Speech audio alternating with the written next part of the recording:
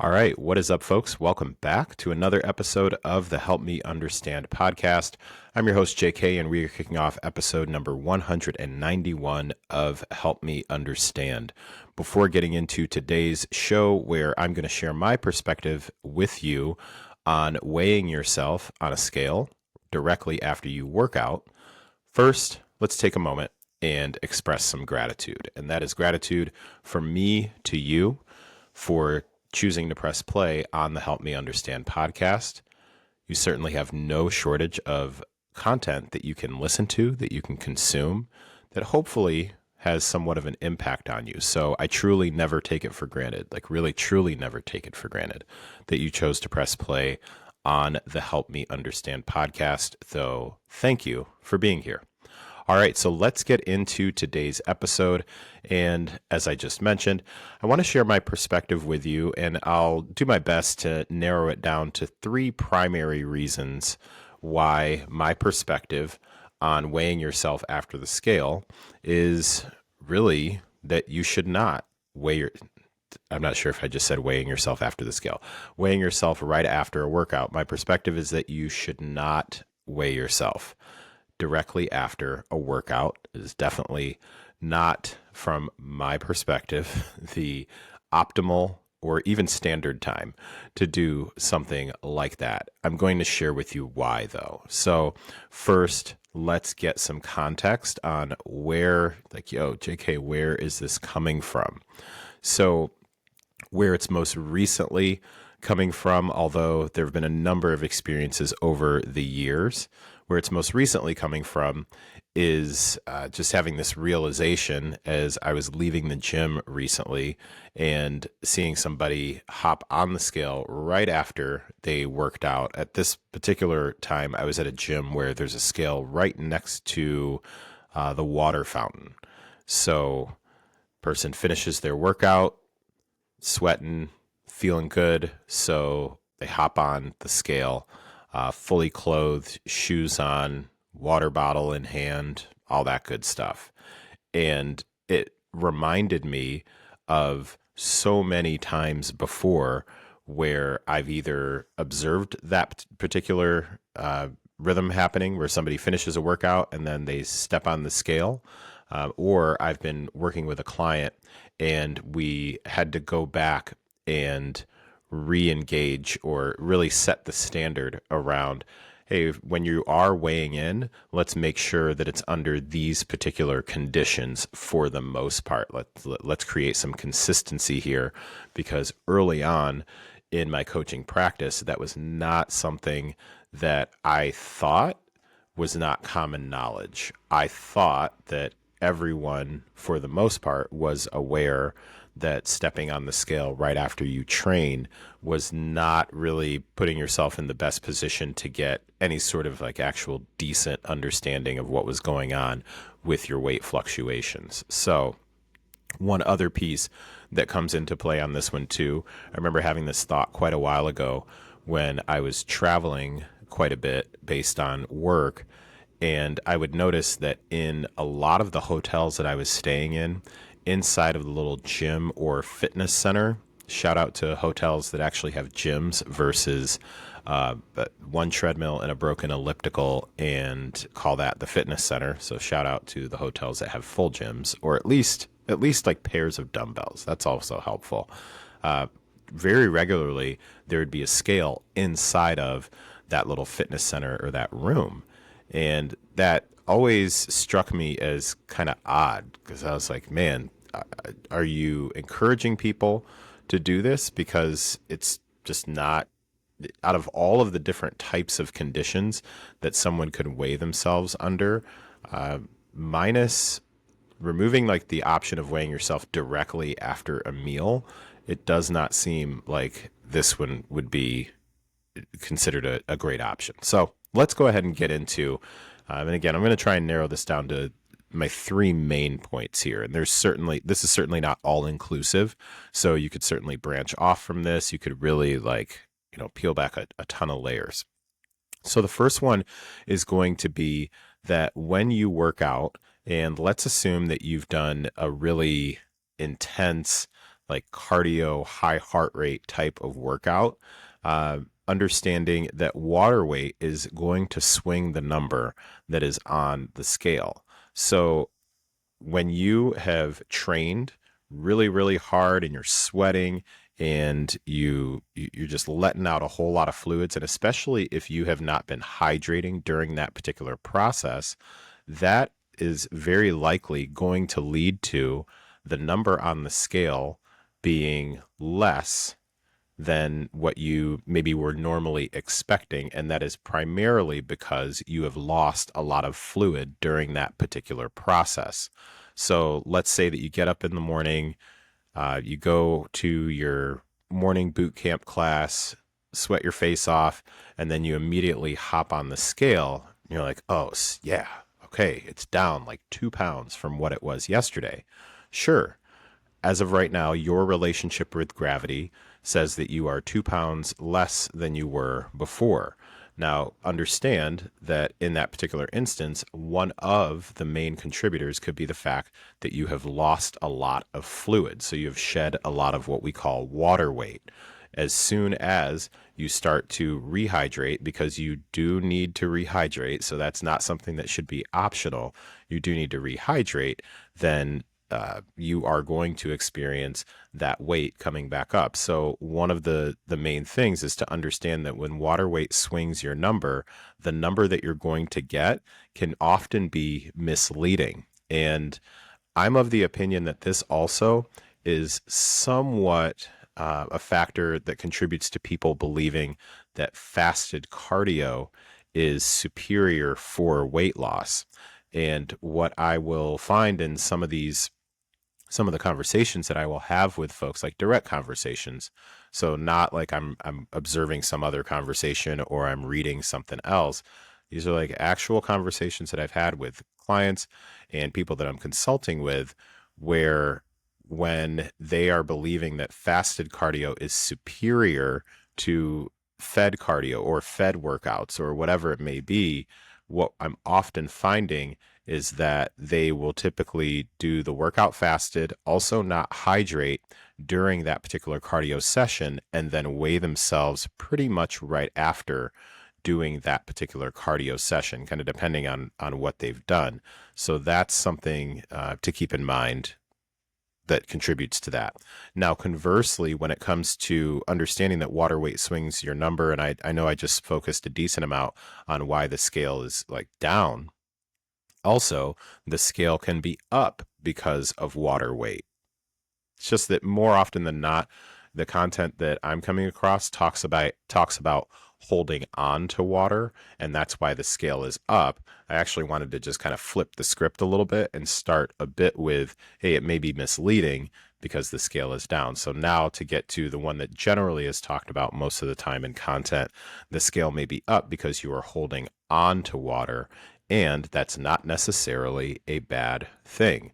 Water plays an important role in the function of your internal system. Like water plays a massive role in the function of your internal system. So holding on to water weight is not necessarily, and for the most part, for many of us as humans, is not always a bad thing. Now, if you are in the realm of competition, like aesthetic competitions, or some sort of a competition where you have a weigh-in, like a wrestling, powerlifting, some sort of fighting competition, weightlifting, where you have weigh-ins, then there for a specified period of time, you may work to deplete that particular, what am I trying to say? You may work to shed as much water weight as possible because you have a very specific thing that you are trying to target. So ensure that if you're listening to this and you're thinking that water weight is something that's bad, definitely try to nail down the source of where you got that from, because more often than not, again, in the conversations that I'm having, the idea of trying to like shed water weight is typically starting with consuming content where someone is getting ready for a competition or something like that. So do keep that in mind. So that's going to be point number one. Water weight is definitely going to swing the number on the scale. So right after a workout, especially one where you sweat a lot, and I get it, like you're feeling good. You're like, man, I must have lost like 2 pounds in that workout because I feel fantastic. And then imagine that you step on the scale and it also shows that you're down 2 pounds. Then all of a sudden you start to form the story that, okay, that exercise is directly related to the result that I'm looking for. And I really suggest let's scope out a bit further and understand that that actually could be specifically related to water weight in that moment versus how things are over the longer period of time. All right. Second reason that I have the perspective that weighing yourself right after a workout is not really the optimal choice for you is that after you have lifted weights. So first we talked a bit about really more of a cardio workout. This one I'm going to get into talking about right after a weightlifting workout. So after you have, after you have lifted weights, you have ideally shuttled more nutrients towards the muscles. So you have also increased blood flow towards the muscles. You have also worked on increasing glycogen towards the muscles. So you've basically shuttled a lot of things towards those muscles. Those muscles then get that pump.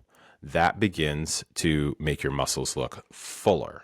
So when somebody has like that post-workout pump, they love that, right? It feels fantastic. They're looking jacked. We're all good.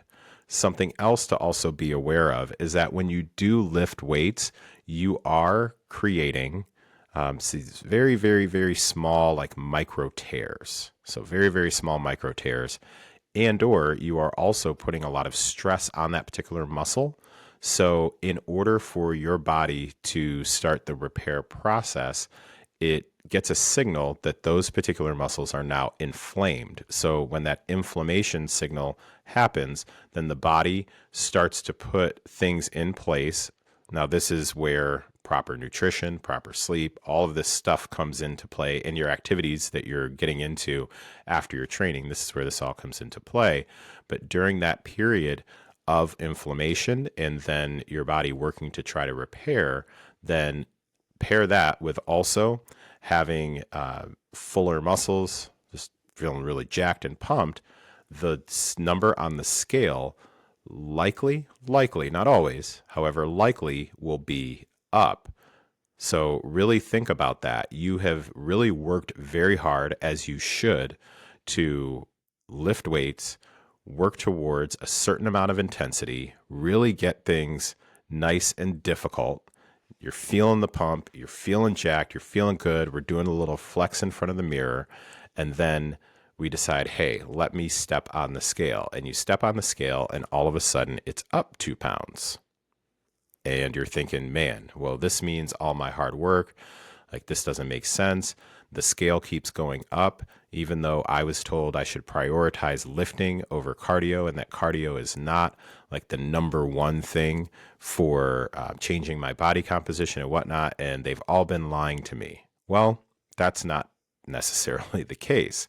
Again, going back to just the very basics of the science behind it. And very transparently, as I talk through things that are coming from more of a scientific angle, in my head, like the internal dialogue is, dude, simplify this as much as humanly possible. So I will be very, very transparent with you and let you know that I am continually working on my delivery when talking about things that are really more of a scientific base to them, or have more of a scientific base to them, because I try and probably overdo it, try to really break it down to the most basic of levels, because I believe that there is so much that's out there that is making this way too complicated, like way more complicated than it needs to be. So when I talk about things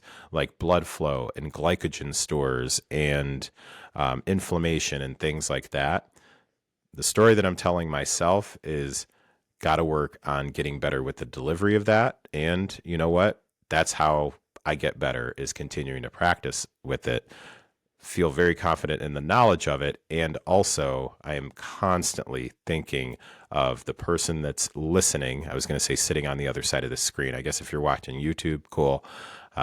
Think about the person that's on the other side of this microphone and listening to this, who has also been bombarded with 13 other things about like things that just overcomplicate this process way more than it needs to be. So if you feel like my internal dialogue is matching what's coming out right now, or it's kind of like, it seems like he's kind of stumbling a little bit, that's why, because I really do not enjoy people doing a lot of fear mongering by trying to utilize a whole lot of terms and a whole lot of things that really, at the end of the day, that person that's listening has not earned the right to have discussions at that level where you are literally trying to fearmonger by utilizing a whole lot of terms when the person has not even mastered the basics. Like, we should be focusing on the basic things first before starting to peel back layers and bring in then, okay, well, you've got this particular type of inflammation, and then your cortisol is spiked during this particular time of the day. So it inevitably is followed up with, here is my supplement that will take care of that for you. So let me get off my soapbox and get back to the points.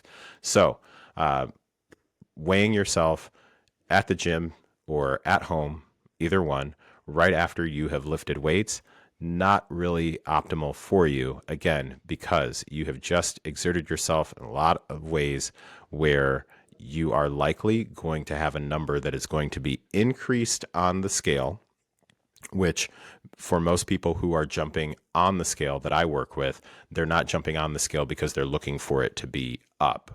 Okay, so just remember, at that particular point, you have some good inflammation going on. All inflammation is not bad. You have really quick, what we call like acute inflammation. So it's something that's lasting for a shorter period of time.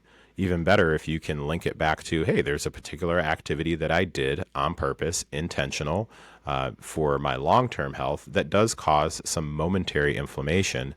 So that is what the body that's what the body is made for. It is made for exerting yourself and then repairing, exerting and repairing, bringing you back to what we call homeostasis. Let's call that just like a place of safety.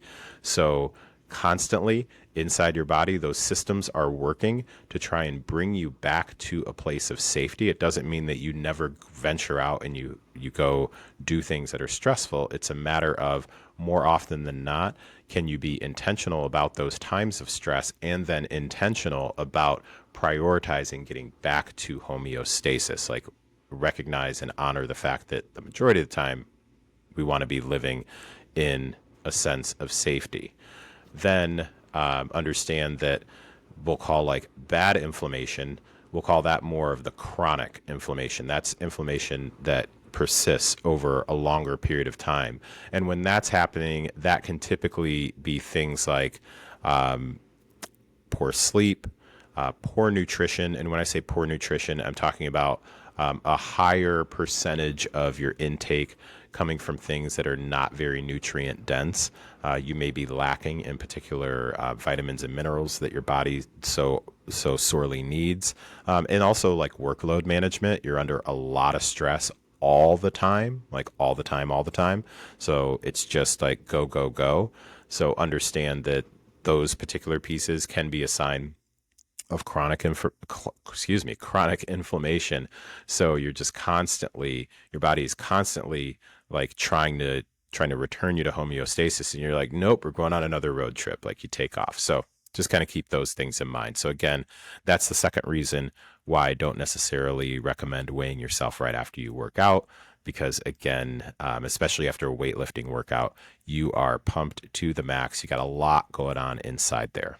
All right. And then the last reason, and this may be actually the most important thing, is that the conditions that you are weighing yourself under are likely very wildly inconsistent.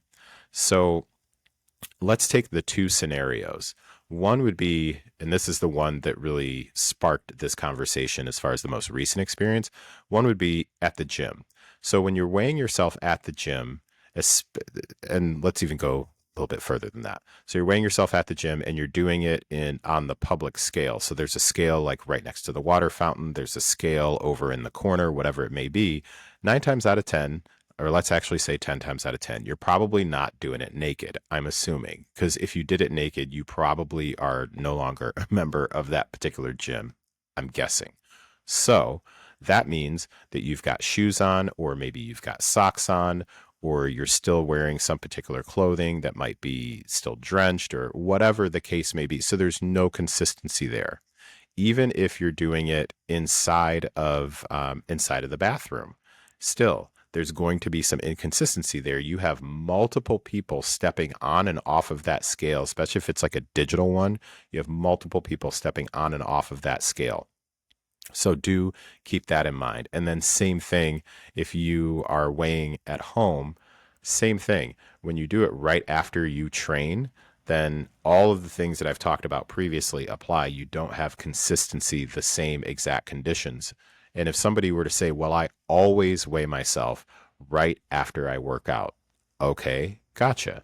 So you always weigh yourself right after you work out. Are you weighing yourself after doing the same exact workout with the same exact intensity, the same exact weights? And really, if I break it down, even if you're using the same weights as you did the previous 15 weeks before, is that the same amount of intensity? So are your muscles under the same amount of stress as they were before? Is your water intake the same as it was before? Like, these are the things that I would break down to really try to steer someone away from weighing themselves right after they work out. Again, likely one of the worst times to do it. One of the worst times to do it, which is kind of counterintuitive for some folks. Like, some folks may feel like, hey, it's best for me to work out or weigh right after I worked out because I just put in the work. And that also goes to a mindset piece. And this is a conversation that I've had with a couple of people very specifically recently, is beyond the science behind this. Okay. And this may be like my most important point, really, and the one that I try to express the most. So there's the science part of it. And let's put the previous talking points that I had about water weight and inflammation. So let's take those two things and let's put that under the heading of, that's, if you're having this debate, that falls under the column of, here's my scientific argument. Then let's use the mindset argument. And what's going to come under the mindset argument is, by weighing yourself directly after you train and using that result as your barometer, you are 100% directly tying whatever number is on the scale to judging the effectiveness of that training session that you just completed. So when you work out, whether it is going for a run, going to a boot camp type class, or lifting weights, or anything in between there, when you do that and then hop on the scale and you specifically have a weight loss goal, you are 100% laying the foundation for yourself that the effectiveness of the work that you just did is tied to this number on the scale that you just stepped on. It is, from my perspective, basically the equivalent of using the scale as the scoreboard for the training session that you just had. And in my experience, that is setting you up for a whole lot of just nothing great going on between the ears. That is, and I can't say this lightly enough, or Yeah, I can't say this directly enough. That is not something that you want to sign up for at all. Like, not at all. Because all it does, in my experience, is continue to keep you on the hamster wheel of why can't I lose weight?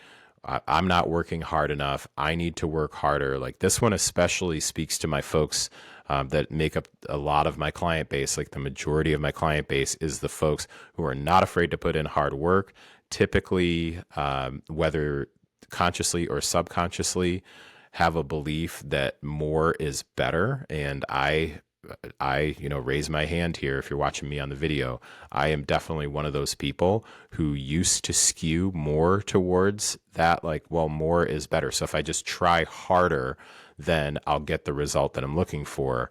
And if I just do more, then I'll be able to accomplish exactly what I'm looking at, as opposed to being strategic about where the more was applied. It's not a case of, yeah, you need to do less. Sometimes you may need to do more.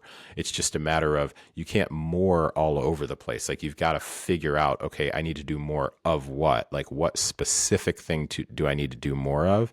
And likely doing better in that specific area will get you further than doing more. So again, another little side tangent in the soapbox, but getting back to the main point, where being consistent with the conditions that you're weighing yourself under, that is really where the magic happens. And when I say the magic, that's where you get the most helpful data when it comes to the scale.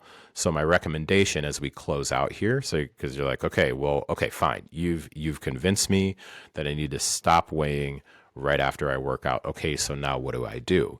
So I like to keep this as simple as humanly possible. When you wake up, whether it's in the morning, whether it's in the afternoon because you work the night shift, or somewhere in between, when you wake up.